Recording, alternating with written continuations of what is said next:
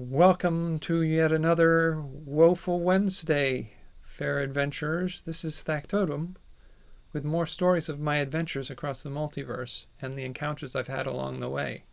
Encounters I've had in such places as Tolim, the city led by the Heirophant, who empowers many of his followers with an elixir that he crafts himself that grants them the abilities of blood hunters, to cleanse the city of the demons and corrupted monsters that try to overthrow the Hierophant's order and justice within the city and the region around it. What a lot of people do not understand is that many of those corrupted are in fact former followers of the Hierophant, corrupted by the elixir which was crafted using blood magic, using the Hierophant's own blood. Their attempts to overthrow his power are fed by their consumption of new blood from other sources, because without the ability to consume the elixir, they are visibly corrupted, but not able to tap the powers they once had when serving him.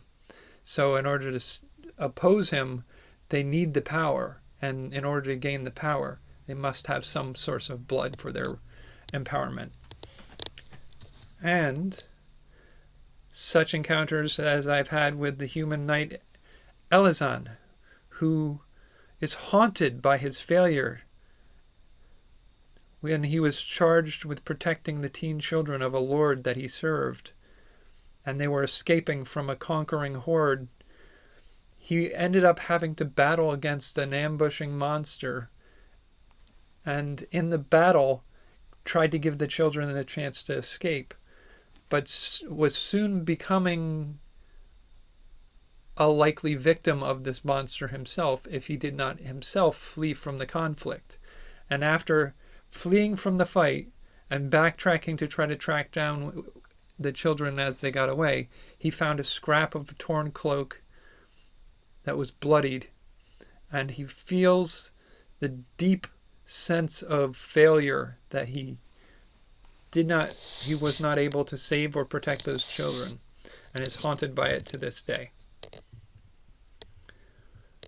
Encounters that I had in a dungeon with a mural of a woman's face that covers the entire north wall, and the right hand side of the south wall is the entrance point where the adventurers could enter the room, and when confronted by the giant mural of the woman's face, it comes to life and asks them 3 questions each.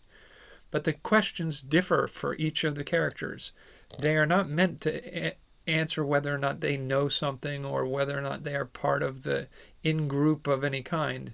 They are personality quiz questions that give the character a chance to show their backstory or some of their secrets, and whether or not they are suited to the task that they're on. Lies given in answer to the mural will result in the mural sounding an alarm to the denizens of the dungeon to come get their adventurers. Those deemed to be in opposition to the mural's goals will find the room slowly closing from the right-hand side as the wall moves in, cutting off the door that they came in through in one turn if they don't use that chance to get out back through that door. But the wall continues either way and slams against the opposing wall, locking that room from progress further.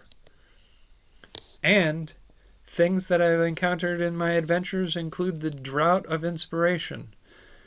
If taken before a battle, it grants the character inspiration, which can stack with bardic inspiration and GM inspiration points, granting the ability to have the better chance of success in your conflict. Those are some of the things I have for this woeful Wednesday. And I will catch you for tomorrow.